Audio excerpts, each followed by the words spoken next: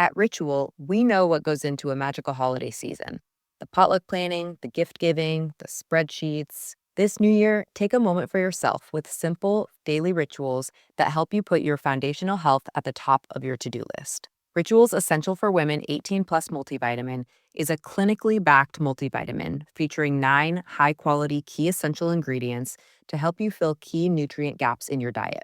Or maybe you're stressing your daily protein intake, or you want to double down on support for your gut microbiome. From plant-based essential protein to 3-in-1 pre, pro, and postbiotic strains with Symbiotic Plus, Ritual helps you focus on supporting your body after a long season of juggling everybody else. And for a limited time, do it with 30% off a 3-month supply at ritual.com/podcast. These statements have not been evaluated by the Food and Drug Administration. This product is not intended to diagnose, treat, cure, or prevent any disease. At Ritual, we know what goes into the holiday season. The potluck planning, the gift giving, the spreadsheets. So this new year, take a moment for yourself with science-backed support that puts you first. So whether you're focusing on supporting foundational health with a clean vegan multivitamin or supporting your gut health with Symbiotic Plus, do it with 30% off your first month at ritual.com/podcast. These statements have not been evaluated by the Food and Drug Administration. This product is not intended to diagnose, treat, cure, or prevent any disease. At Ritual, we know what goes into a magical holiday season. The potluck planning, the gift giving, the spreadsheets. This new year, take a moment for yourself with simple, daily rituals that help you put your foundational health at the top of your to-do list. Rituals Essential for Women 18 Plus Multivitamin is a clinically backed multivitamin featuring 9 high-quality key essential ingredients to help you fill key nutrient gaps in your diet.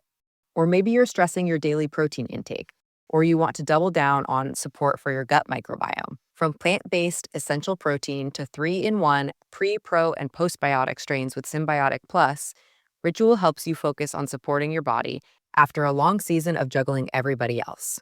And for a limited time, do it with 30% off a 3-month supply at ritual.com/podcast. These statements have not been evaluated by the Food and Drug Administration. This product is not intended to diagnose, treat, cure, or prevent any disease. It's the Opperman Report. And now, here is investigator Ed Opperman. Okay, welcome to the Opperman Report. I'm your host, Private Investigator Ed Opperman. You can find me at Opperman Investigations and Digital Forensic Consulting through my website, emailrevealer.com, or just email me directly at oppermaninvestigations@gmail.com. Do a live show every Friday night at Spreaker.com, 8 p.m. Eastern Time. There's a chat room. If there's an email notification when we put up new content, we play repeats every night, and you'll get an email notification about that. It's free to join. And there's 4,000 hours of content on the Opperman Report Spreaker channel or Apple Plays. And if you go there and just look up Mike Parziale or mjvictims.com, you'll find just a small portion of the shows we've done with our guests today. Mike Parziale runs mjvictims.com. You could find him on Twitter at mjvictims. And this guy, I don't care who you are, Mike Parziale is the expert on the Michael Jackson case and the Wade Robeson case. As a matter of fact, his Twitter is called Wade Robeson Allies. And he's got some new information. It's updating us, keep us up to breast on the whole Michael Jackson situation. Mike Parziale, are you there? Yes, I am, Ed. Thanks, man. Thanks for coming back. Remind the audience, though, before we get into Michael Jackson, who is Michael Parziale? Well, I was pretty much anonymous until all this started. Years and years ago, I was, by the way, our 10-year anniversary this year. That's how long I've been doing this. I happened to be reading, I was reading an article, and I ended up watching a video, and there was a choreographer named Wade Robson. And I, for some reason, his story just resonated with me. He was discussing how Michael Jackson essentially abused him, and he was a long time supporter of Michael Jackson, and how eventually he finally said he couldn't do it anymore and he needed to come forward. That story sort of rang true with me and what happened to me as a child, so I ended up really putting up a web page Facebook page, which is really what mjvictims.com is, and showing him, some support and explaining why it's important to listen to people's stories, especially male victims. And in the beginning, it was just nothing but a barrage of hate and a barrage of, you don't know what you're talking about, and how awful Mr. Robson was, and da da da da da da. Because anytime you put anything out that is going to question the allegations and support of the victims, immediately you will get attacked and smeared and whatever else they can, wonderful little ways they can find of getting you. So that ended up of this long process of investigating that case and many other cases. At this point, I'm kind of laser pointed to the Michael Jackson case, because it's such the topic of just abuse, whether it's child abuse or rape in general, is such a heavy topic. After a while, it weighs on your mind. Mike, let me interrupt you for 1 second, because you're the perfect guy to talk about with this, because I've known you for 10 years, roughly 9 years maybe, right? You were there early on talking about this very important issue of children being traumatized. And now we've gotten to a place where it's like this political issue, and you'll be driving in an Uber, or I was telling a story about how I was online in an ice cream store, and this guy was yelling out about how all the Democrats are pedophiles. They're pedophiles, this pedophiles, that. Yeah. And also, too, my God, Biden just appointed someone to a position, and someone just posted, "Oh yeah, sure, pedophile," with no evidence, no proof, no nothing. What, are you concerned about this, man? I regret a lot of. I am a firm believer now. I don't believe in any political parties, Democrat, Republican. Yeah. I believe that it's us versus them. I believe that there is a very strong oligarchy, that we live in an oligarch system where it's just corporations and people with lots and lots of money that and I also think that we're becoming expendable. I think human beings at this point in time in history, we're not needed. You needed regular workers to do, the nuts and bolts. And when you now have robotics and AI and you have all these sort of things, we're just useless eaters in their eyes. And I think they're using all this sort of nonsense to divide and conquer. And when you're using a topic like child abuse to make it political, to a point where it's, the Republicans are bad or the Democrats are bad, it's, to me, it's a red flag. I think we need to get out of this two-party duopoly, and I think we need to vote a third party, no matter how hard it is, how much we hate it, and think it's not going to do anything, because at this point, it's just theater.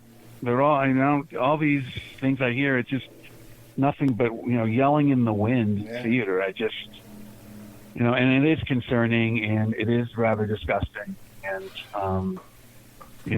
I hear you, man. I'm a firm believer. You talk about, I hate it all. Yeah.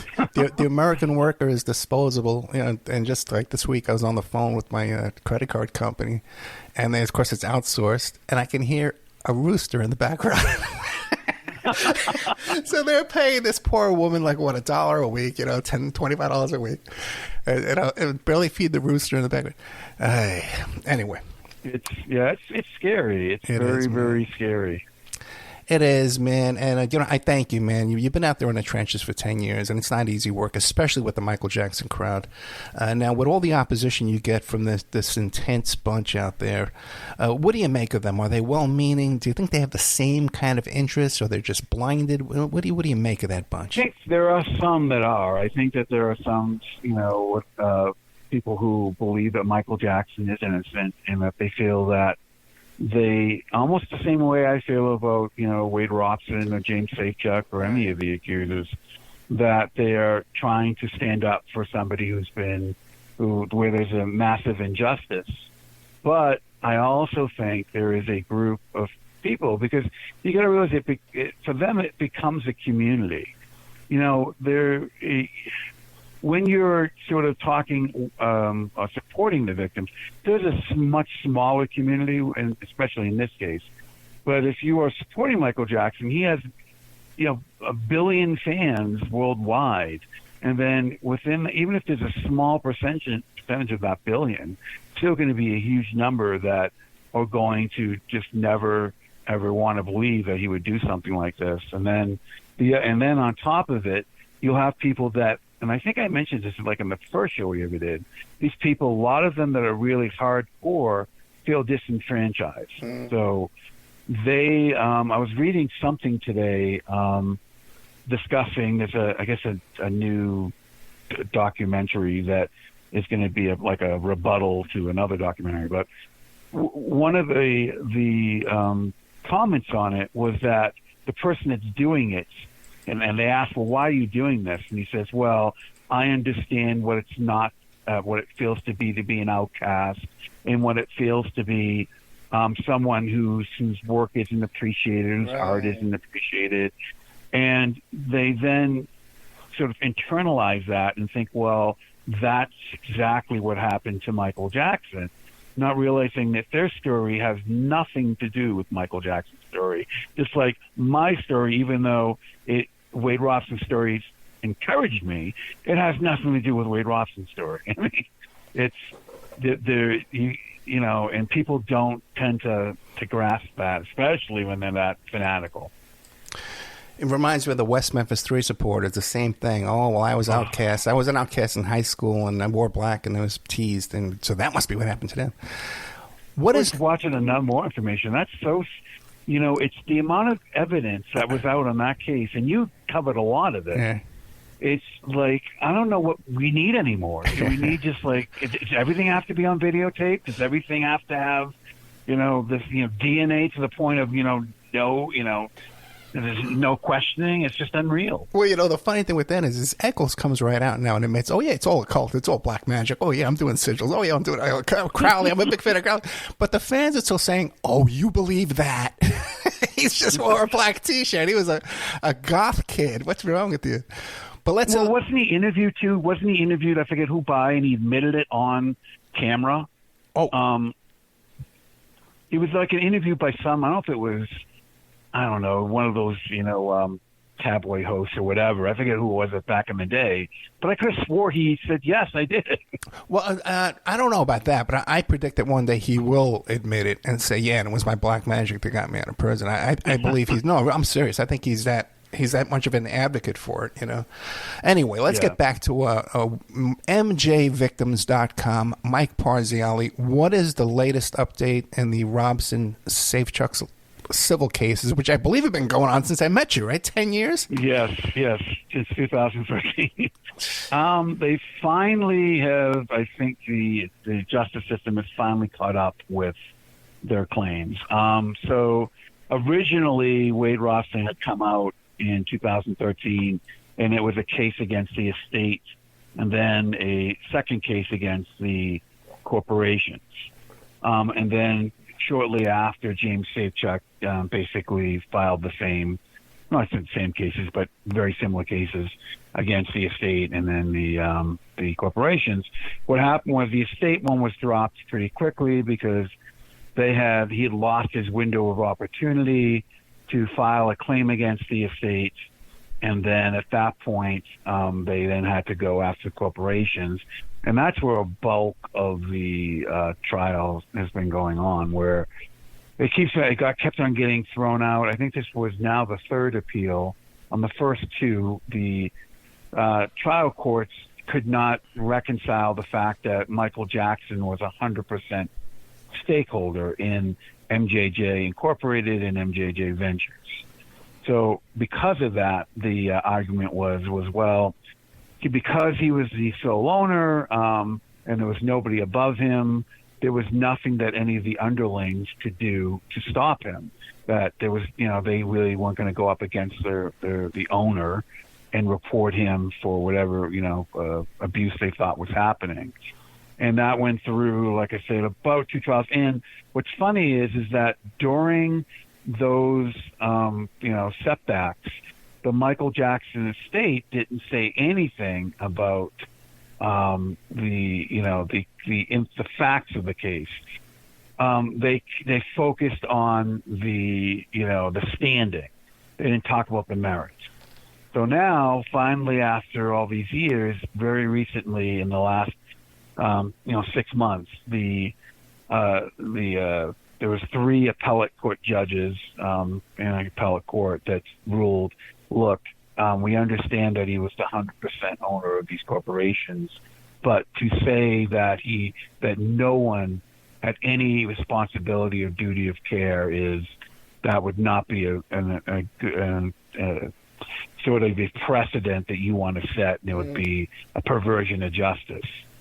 So they finally, at this point, and I think the estate at this point, because they have one last ditch, maybe go to the Superior Court, but I think they're not even going to do it at this point. I think they finally come to a point where they know they have to have this go to trial. And then when that information came out about, about the 3 appellate court judges, they finally said, well, that's the decision. But you know what? We haven't discussed the merits of the case, which is exactly what the lawyers for Wade Ross and James Safechuck have been saying over and over again. These are just standing issues. This is not on the merits of the case. And now, finally, the Michael Jackson state is saying, well, this hasn't been discussed on the merits, and I will prove he was 100% innocent of these crimes. And it is a very good moment, because the Me Too movement in general, that in 2019 when the Leaving Neverland documentary came up, that was pretty much on the focus of people's minds. Now it's kind of waned down. So to have a ruling like this when it's beginning to not be so much in the press and not so much people's At Ritual, we know what goes into the holiday season: the potluck planning, the gift giving, the spreadsheets. So this new year, take a moment for yourself with science-backed support that puts you first. So whether you're focusing on supporting foundational health with a clean vegan multivitamin or supporting your gut health with Symbiotic Plus, do it with 30% off your first month at ritual.com/podcast. These statements have not been evaluated by the Food and Drug Administration. This product is not intended to diagnose, treat, cure, or prevent any disease. If you're a maintenance supervisor for a commercial property, you've had to deal with everything from leaky faucets to flickering light bulbs. But nothing's worse than that ancient boiler that's lived in the building since the day it was built, 50 years ago. It's enough to make anyone lose their cool. That's where Grainger comes in. With industrial-grade products and dependable fast delivery, Grainger can help with any challenge, from worn-out components to everyday necessities. Call, click Grainger.com, or just stop by. Grainger, for the ones who get it done. Front and center is an excellent decision that I think has been a long time coming. And the great news now is they can start discovery. So a lot of the information that I'm sure they did not want to come. You don't fight something like this for 10 years on standing without there being something in discovery or you're worried about coming out. And very true, man. Very, very true. And it's fascinating too how if Michael Jackson's life was such a mess and his finances were such a mess, it was utter chaos. But when it comes to protecting the money, all these guys come out of the woodwork, these experts, these legal geniuses, man. Just like with the Epstein thing down in the Virgin Islands, like suddenly they come up with these expertise, man, just out of nowhere. Fascinating. Well, they just came out. They have to release, the estate has to release every year what the money was spent on. So in the last, I think maybe 2021, 2022, it showed that they paid $10 million in legal fees alone to lawyers, and he's not even around anymore. Yeah. $10 million. And it was, I think, like $500,000 on PR, public relations. So the lawyers know where their bread is buttered, and they know that it's as long as these cases keep on going, no matter how guilty they might feel he is, it's still going to bring money into the lawyers that run this estate. Well, real quick, man, back to the Epstein thing in the Virgin Islands. The executors of the estate, Endyke and Khan, created a company called in their wives' names. They created an entity called the Butterfly Trust in their wives' names, and transferred. Oh, nice. Oh yeah, and transferred $10 million. Okay. They were caught red-handed and absolutely no consequences whatsoever. They weren't even removed from administering the estate. But Ed, they have good intentions. It was to save butterflies. They have to save the butterflies. Oh my God! I know, man. Yeah. Okay, man. So yeah, that's the latest, and it's going to be a very busy year. Like I said, MJ Victims has kind of been. I've been putting stuff out here and there, but I think in this next year that will ramp up. Just because now there's going to be a lot of news coming out, probably in the next 6 months to a year, that will be more to talk about. And you mentioned the latest court documents. You have those court documents on mjvictims.com? So, yes, I will be putting those up. I just got a copy of them the other day. And there's a lot of interesting things that, I either didn't know or just totally forgot, just because there's so much to the cases.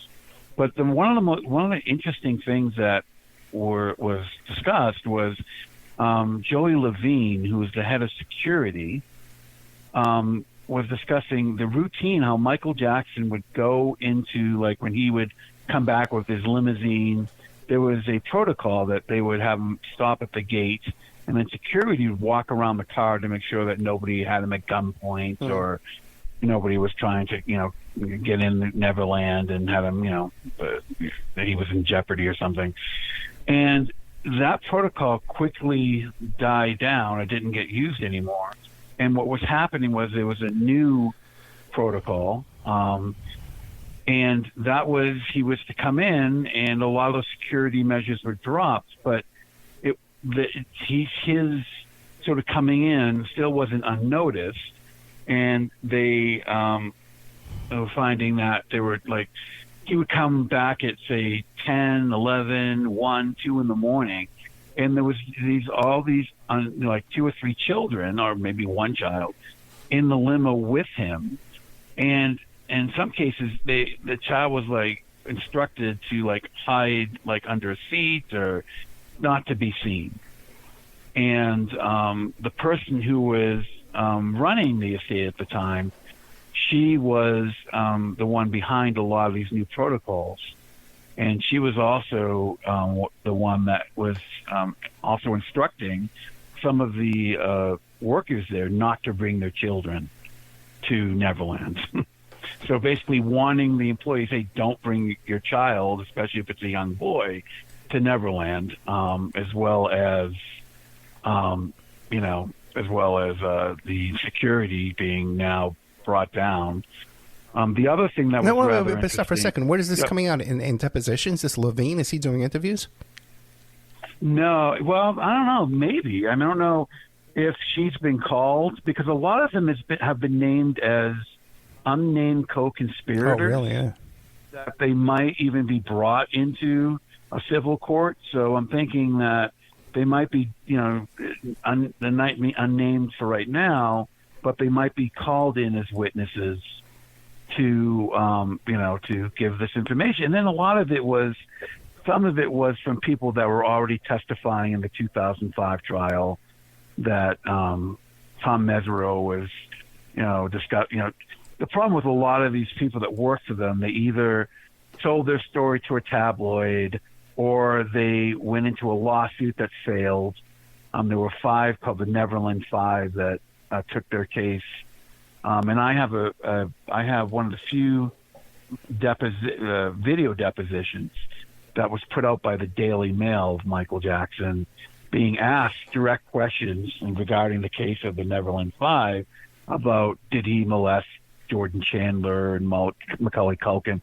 He's never been on tape, shown on tape doing that until 2019. And you could tell that there is a reason why he did not go on that stand, or never be allowed to go on the stand, and never allowed to give a deposition on the main trial, because he was laughing, giggling. He couldn't control himself. He was fidgeting.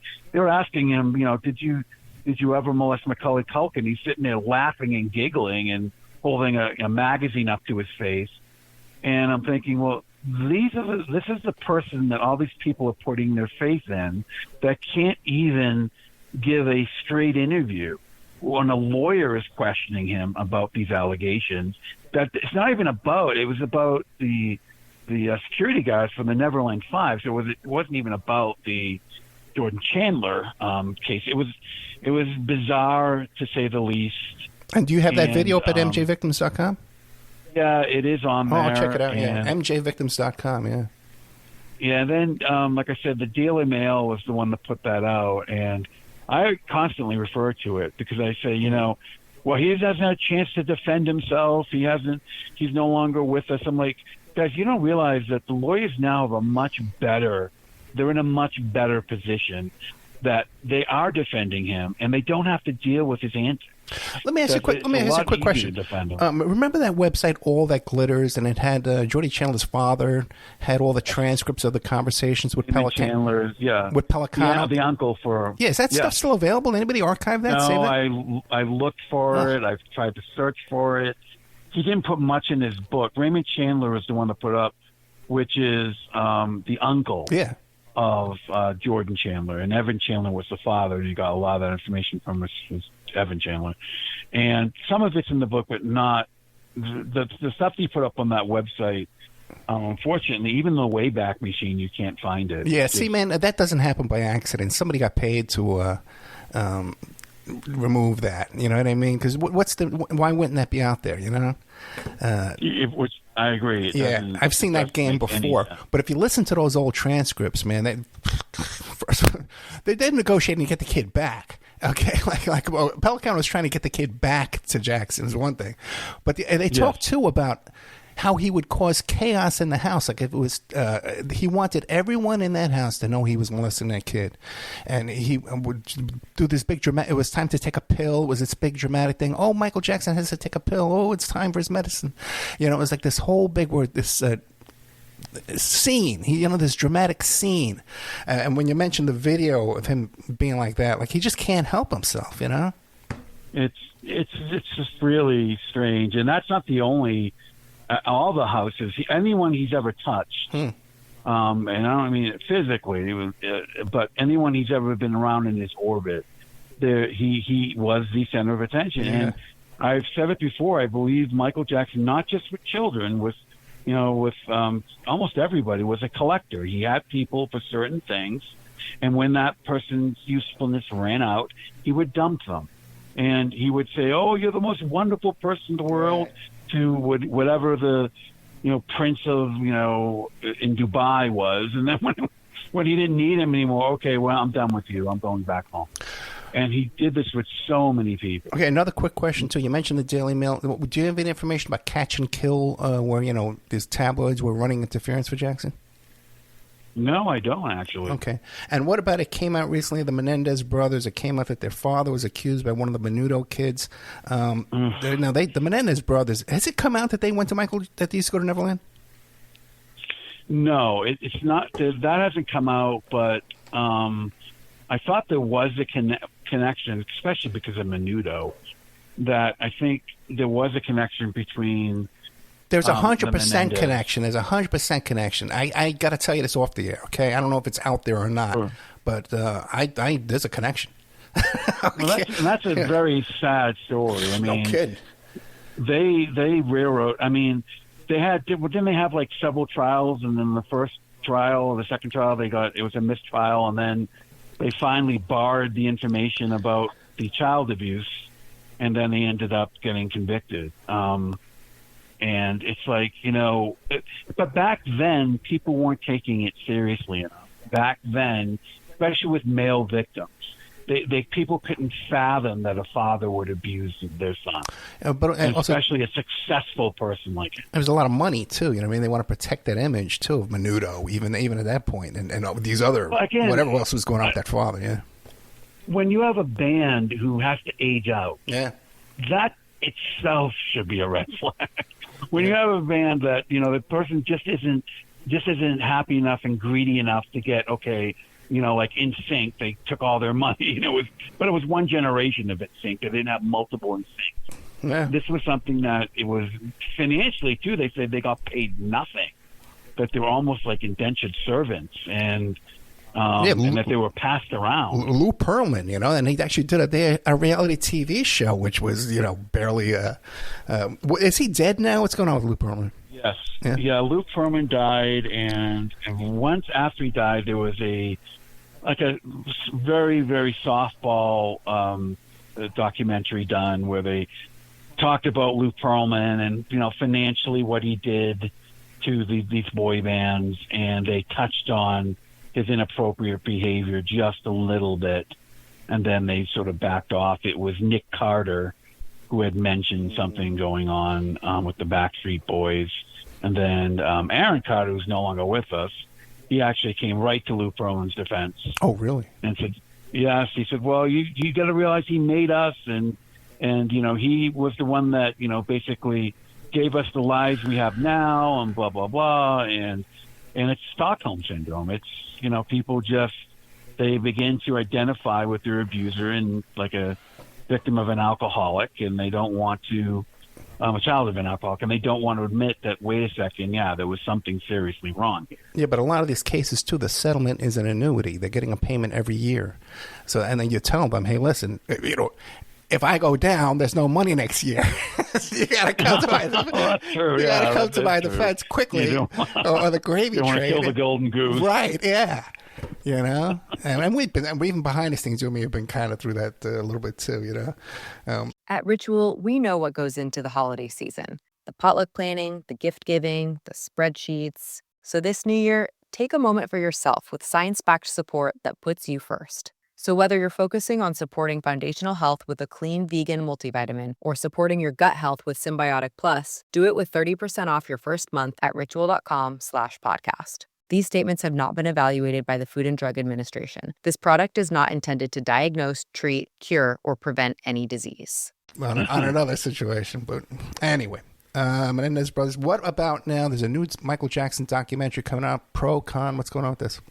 Yeah, so there's a documentary that's going to be basically made by the same person who did the Freddie Mercury documentary, who directed originally, the second director, because it was originally, I think, Bryan Singer that was directing it, and then kind of got pushed to the wayside because he was accused of abusing people. So the new documentary is called Michael, and it was given the green light by the MJ estate, but it's, according to them, it's going to be a fair and balanced portrayal of Michael Jackson. And his nephew, I forget his name, I think it's Jafar, is going to be playing Michael Jackson. So his nephew's playing him. It's given the green light by the estate, and it's nothing. No rock will be unturned. It's going to show everything. Which I have a funny feeling I could be wrong. I am not a soothsayer. Oh, you're so skeptical. Michael Parziale is such a skeptic. I tell you, the glass is half full, Mike. Oh man, heartbreaking, man. We got to laugh. But it's gonna be a big production. They say it's probably going to do even bigger numbers than the Freddie Mercury movie made, and that did a lot of big numbers. But I don't know. I think, it's hard to put Michael Jackson on a big screen, even if someone is acting him out. Yeah. Because maybe the Michael Jackson of 1979 or 78, you can portray that. But the Michael Jackson of, 2000 or 2005, how do you portray that without it not looking really campy? Because you're going to have to put them in prosthetics. You're going to have to do a whole lot of, imitation that might not really do so well on the screen. It's been tried several times before, and the problem is that people it's his plastic surgery just makes it really disturbing to look at. And And how do you capture that? Howard Stern, there's a chapter where he describes his meeting with Michael Jackson where his face was melting. Yes. His face was melting, parts were falling off his face. Yes. And he also did a pay-per-view on that chapter. He did the Howard Stern New Year's Eve ball. Yeah. And he did a pay-per-view. He dressed up like Michael Jackson and got some midget or something. He was... Oh, really? I don't know. I didn't see it. Well, it's good to hear Howard came out on that, and did on the right side of that one. But he describes it, and he's right. It was very uneasy because he's talking to somebody who's in white pancake makeup with, a Band-Aid on his nose, a surgical tape on his nose, and he could see that the guy he was talking to wasn't there, and that he was just not. He wasn't well. And, like Howard Stern, I'm not like him. One thing he does do good, he's very good at, perception, especially of his guests and interviewing. Now you're saying that the Leaving Neverland, that's what you're talking about, that there's going to be a sequel in a competing rebuttal film? So the Michael, that movie Michael is, which I hate because it's my name. Right. Please change the name. I don't care what you call it. There's a Leaving Neverland sequel being filmed. So there's going to be more interviews, and it's kind of like my criticism of the original. He did all these interviews with the prosecutors, with the detectives.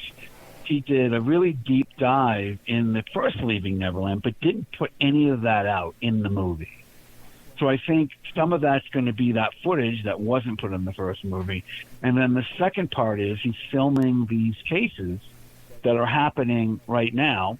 And Dan Reed's in court. He's in court filming. Anytime there's there's some sort of hearing or whatever. And then once that all gets resolved, the movie will then get, I'm sure, put together and released. It's rather surreal to think that he's doing that. But the important, I think one of the other reasons why they're doing this, I think as well, is because these cases were so in jeopardy of not ever going in front of a jury that the Michael Jackson team, if the judges in this last appellate case said, "Hey, look, we're not going to allow it to go forward," that would, saying that was the end of it. They can now say, "Oh, look, well, see, they wouldn't allow these cases to go forward. They're all nonsense. They didn't bring anything to the table. There was no arguments."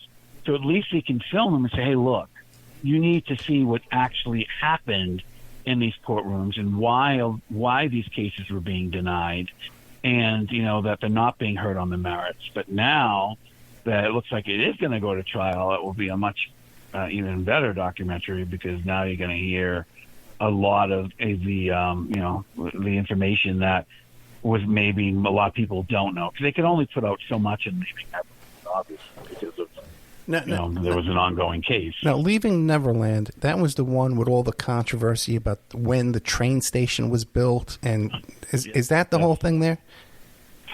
So Okay. So the Michael Jackson fandom, again, I tell people, the best way to disprove anything is to look at every little minute detail. You will always find contradiction. It just is. So you could be standing on a beach and having a microscope looking at a grain of sand, saying, "No, I'm not on a beach. Look, there's this there," because you're looking under a microscope, and the whole idea is, are you on a beach or not? Are you not on a beach? And their argument would be, no, I'm on something else. I think I see a piece of seaweed or a piece of greenery or something.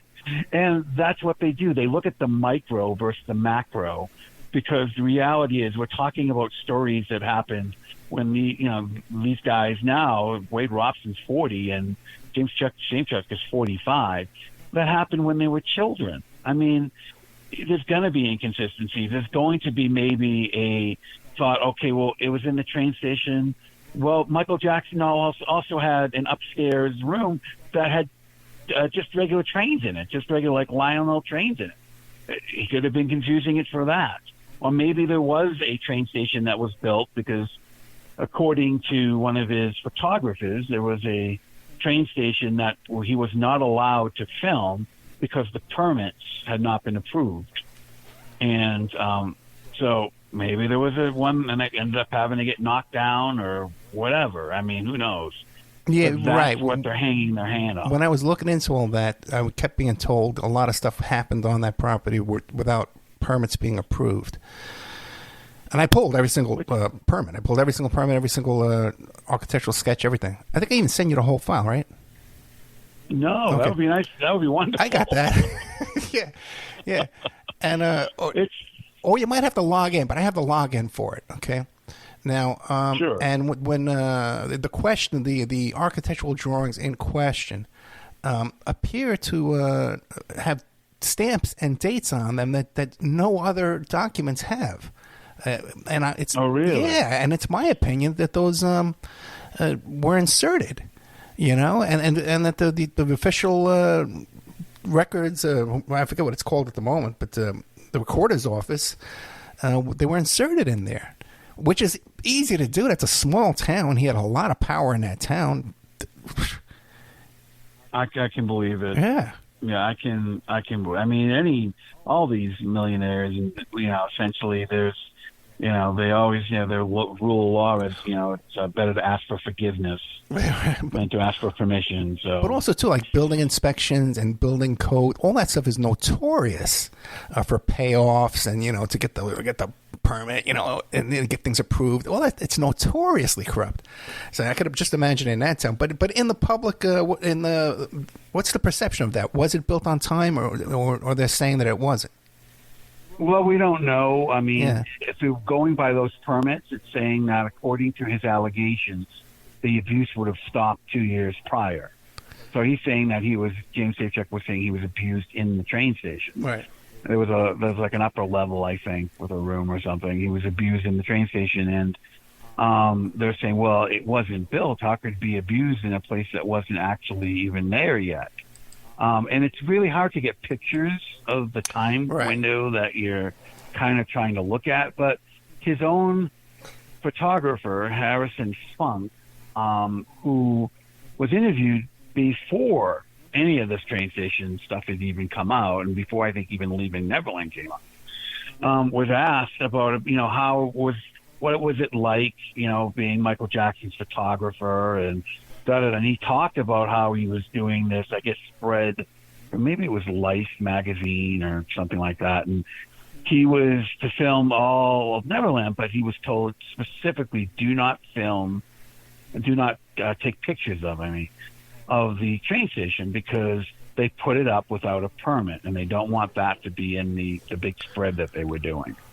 And then afterwards, when the whole controversy blew up, he's on tape saying, audio tape saying this, everyone's misconstruing my words. I'm like, no, it's the words that you said, and you probably said it because you wanted to sound like a big shot, and now they're coming back to haunt you because you said something that you probably shouldn't have said. And then the other thing he said that I thought was astounding in this interview was about Jordan Chandler and how he had he was commissioned to do a photo session for Jordan Chandler, just commissioned to do it, and he took all these pictures, and then the allegations came forward, and he went up to to Michael Jackson or his the people that were working for him, and he was instructed to destroy them.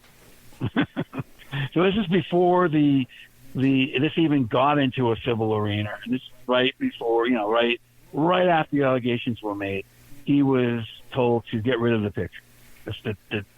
And he says in the interview, yep, they don't exist. They never happened. And then he talked about a picture that to this day he has under lock and key. That is a picture of him, Michael Jackson, patting Jordan Chandler on the head. But it's still under lock and key because he doesn't want to go in the wrong hands. I'm like, if it's a picture of him, like, patting him on the head, there's tons of pictures of Michael Jackson and George Chandler at this point. Why does a specific picture have to be under lock and key? It doesn't make sense.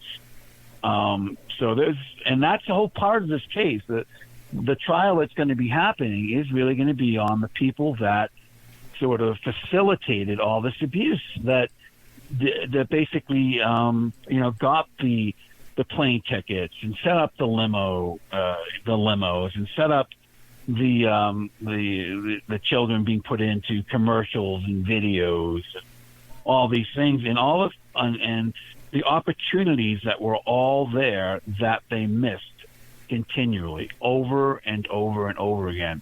The manager of the Michael Jackson estate, who they're really not going after, but they're using her as one of the biggest abusers in the sense of not doing anything, is a woman by the name of Norma Stakos, who in the 1993 situation, when the allegations broke and they felt that the police were going to do a raid and all that, she ended up flying back home to Greece.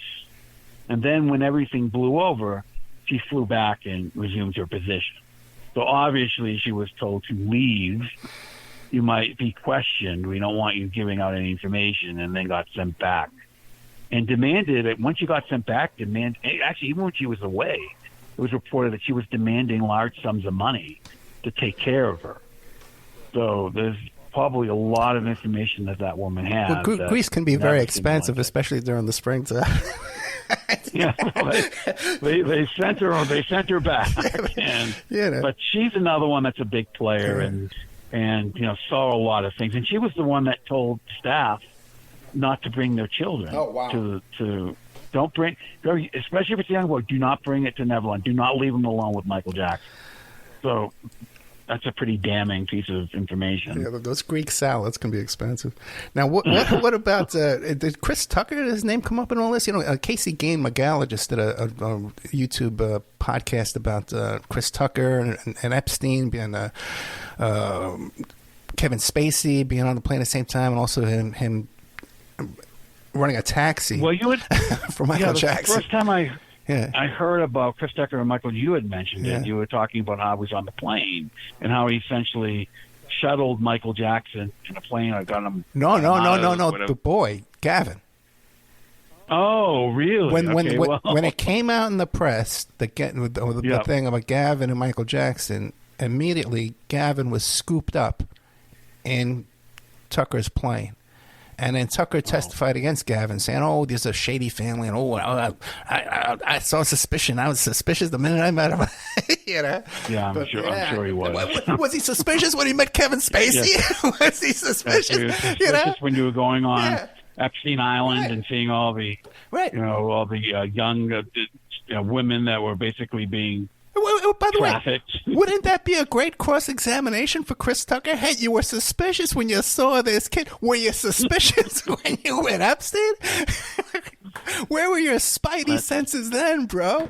It's amazing the amount of people that... At Ritual, we know what goes into the holiday season. The potluck planning, the gift giving, the spreadsheets. So this new year, take a moment for yourself with science-backed support that puts you first. So whether you're focusing on supporting foundational health with a clean vegan multivitamin or supporting your gut health with Symbiotic Plus, do it with 30% off your first month at ritual.com/podcast. These statements have not been evaluated by the Food and Drug Administration. This product is not intended to diagnose, treat, cure, or prevent any disease. They're tied into that whole just disgusting debacle and that it's, like I said, you were banging that drum years and years before anyone knew about this. So, and it's, what's sad is that it took all those years for it to come forward, and I personally, this is my own sort of conspiratorial mind working right now. I don't think he hung himself. I don't think he was killed. I think he was brought out of there. Yeah. And I think that he's living somewhere else because he was a CIA asset and they all protect their own. I don't think he's dead. That's my personal opinion about Jeffrey Epstein. I might have zero information. No, that's on always that been my. particular That's always been my. He was walked out of there too. That's a very corrupt jail. Bill Barr was spotted there at that jail that same night. You know. Oh, wow. Oh yeah, man. You know, and I got that from someone who I feel is reliable. You know. So yeah, that's what. And he's he all kind of intelligence connections with this guy and all kinds of intelligence agencies. They protect their own. No man left behind. All that kind of stuff. Yeah. And it was second generational too, man. Like Maxwell was second generational spy. Her father was a spy. Yeah. So yeah, yeah, Robert Maxwell, Mossad, Yeah. and all that fun stuff. yeah. So I know. So I'm sure Chris Tucker was just looking. He got confused one day, and he could spot this shady kid, but he couldn't spot the other shady guys. Listen, he was was doing an impersonation. This guy's busy. Michael Parziale, mjvictims.com. Now, you have some new projects going on your website? Yeah, I do. So this is I'm going to try to. It's a long project. I'm going to try to get this sort of lined up so it's going to come closer to the trial, and it's going to be a multi-part series, and 30 minutes each episode. I've learned that I can't be doing 2-3 hour. I was doing 2-3 hour videos, and the problem is people lose interest in the first 20 minutes.